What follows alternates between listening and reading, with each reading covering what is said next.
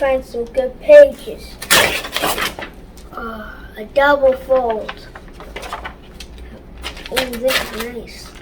We'll go there and here. Oh, this is nice. What? Elijah! Elijah, stop! What are you doing? What are you? This is my magazine, honey. Why are you ripping it all up? Oh my goodness, you have just destroyed my whole magazine. Looking for pages for my wall? Honey, this is not where you need to look for pages for your wall, and if you wanted to do it, you should have asked. You just ruined Mommy's whole magazine. Listen, I don't have time to talk about it right now. We're going to have to talk about it later. I need to do a video for Grove Kids about forgiveness. Oh.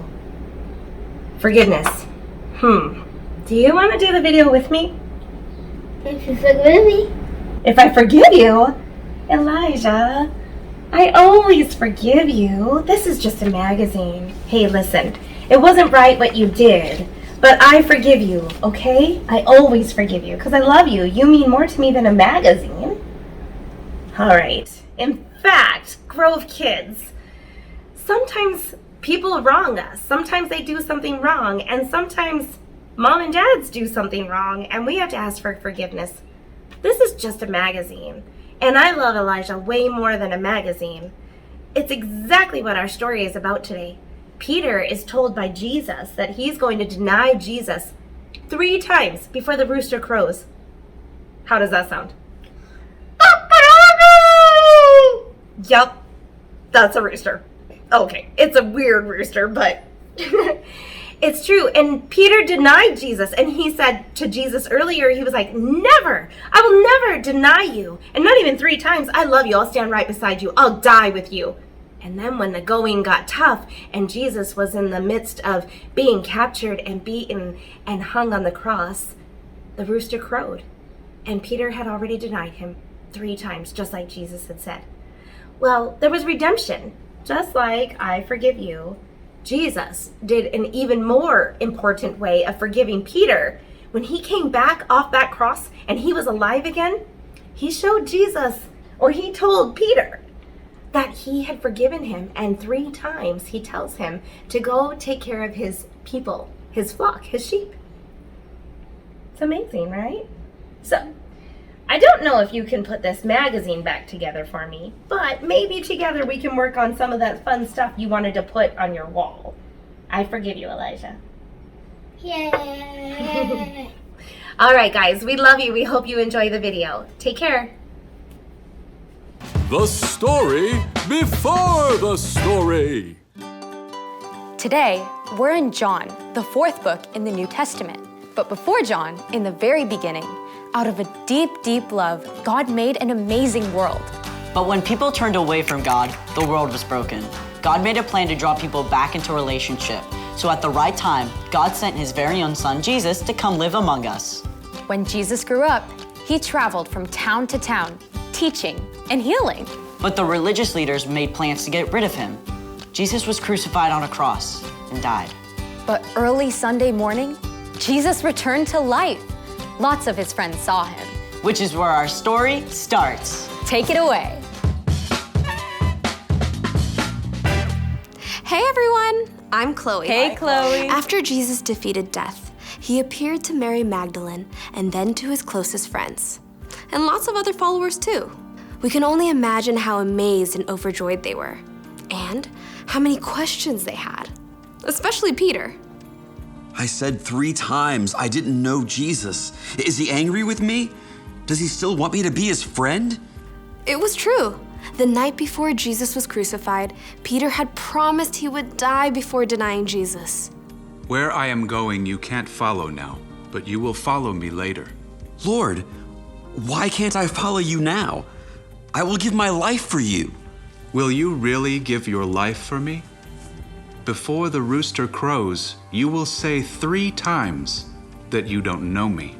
Within hours, Jesus was arrested. Many of Jesus' friends had fled, but Peter followed behind, trying to remain unnoticed. As Jesus was questioned by the high priest, Peter stayed outside, warming himself by a fire.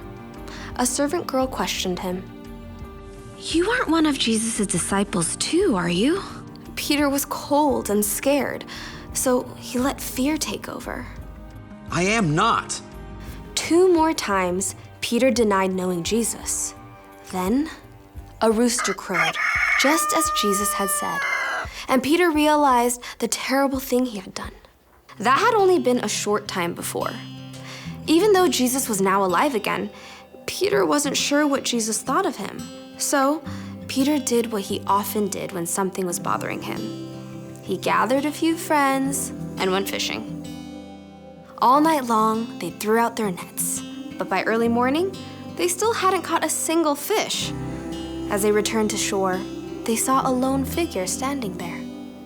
Friends, don't you have any fish? No.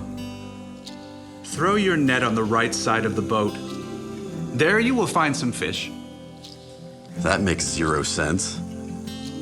Even though it seemed ridiculous, Peter gave it a try. And within moments, the net was so full of fish, they couldn't even pull it onto the boat. It's Jesus. In his excitement, Peter forgot his worries and splashed as fast as he could toward Jesus. When he reached the shore, Peter found that Jesus had already cooked fish over a campfire.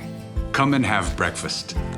Jesus offered the fish and some bread to Peter and his friends. The last time they had eaten together was the night Jesus died. But so much had happened since then. They may have been quiet as they ate, wondering how things would be different now. When they finished breakfast, Jesus called Peter aside. Maybe they took a walk on the beach. I bet Peter's heart was pounding fast. This is it. Peter, do you love me more than these others do? This was not what Peter expected. He took a deep breath and answered. Yes, Lord. You know that I love you. Feed my lambs. Now, let's be clear. There were no sheep on the beach. Jesus didn't mean for Peter to take some lambs out into a field of green grass. But many times, Peter had heard Jesus call himself the Good Shepherd, while the people around him were like sheep. Jesus wants me to take care of the people who follow him. Again, Jesus asked, Peter, do you love me? Yes, Lord. You know that I love you. Take care of my sheep. Peter was getting anxious again. Why had Jesus asked a second time? Didn't Jesus believe him? A third time, Jesus asked. Peter, do you love me? Lord, you know all things. You know that I love you. Feed my sheep. Peter was frustrated that Jesus kept repeating this until he realized. Jesus has asked me 3 times if I love him. Maybe that's once for every time I said I didn't know him. Jesus had not only forgiven Peter, Jesus was inviting Peter to care for all the people who would follow Jesus now and in the years to come. Following Jesus wouldn't be easy, but it would be worth it. Every step of the way. The end. Wow, so Peter really messed up, but Jesus still loved him. Yeah, Jesus didn't leave him hanging. Exactly. Peter was the one who denied Jesus, but Jesus took time to make it right between them. So, what's our part in the story? Well, if someone wrongs you, it's super easy to stay mad. But even if you feel like you have a right to stay mad, humility means choosing to forgive and make things right. Maybe your friend didn't call and invite you to their house on Saturday like they said they would.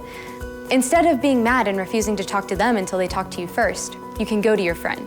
You can tell your friend you were hurt, but still care about them and want to hang out. Or your big sister promised to give you a ride to school, but she left early, and you had to wait for the bus in the rain. Instead of giving your sister the cold shoulder, go to her. Tell her that it wasn't okay, but you still love her. And if you are the one who hurt someone else, it's just as important to make things right with them. This is not easy stuff. But it's super important. You're absolutely right. See you next time. Bye, Chloe. So here's the thing. Put others first by making things right. I gotta grab the little eat. The plate's not on there.